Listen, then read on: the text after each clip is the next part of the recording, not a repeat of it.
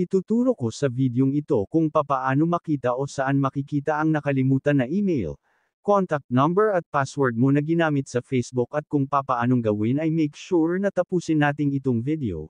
Hindi ko na patatagalin pat simulan na natin. Una ay magpunta sa Facebook. I-click ang tatlong guhit sa itaas. Then scroll up tayo at piliin ang Settings and Privacy. Then piliin ang Settings. Dito ay makikita natin ang See More in Account Center at i-click natin ito pero kung hindi ito naga-appear sa settings nyo ay i-search na lang natin sa search bar ang Account Center. At i-click natin. Then magpunta tayo sa Personal Details. At i-click natin itong Contact Information. Then ayan ang contact number at email address mo. Then proceed naman tayo kung saan makikita ang password, back lang tayo. Then proceed tayo sa Google Chrome.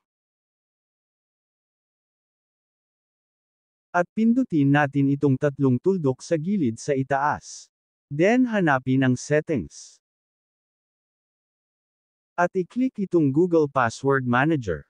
Pagkatapos ay i-click natin itong Facebook account natin. At bago mabuksan ay hihingin muna nila ang ating cellphone PIN or yung ating fingerprint. Then ayan, ito na yung Facebook password natin. I-click lang natin itong icon sa gilid para makita natin.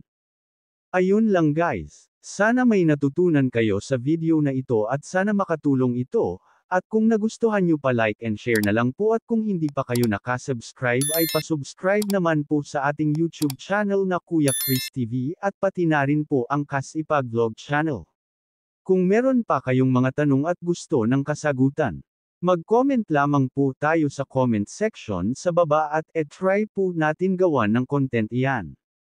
Maraming salamat po sa panunood.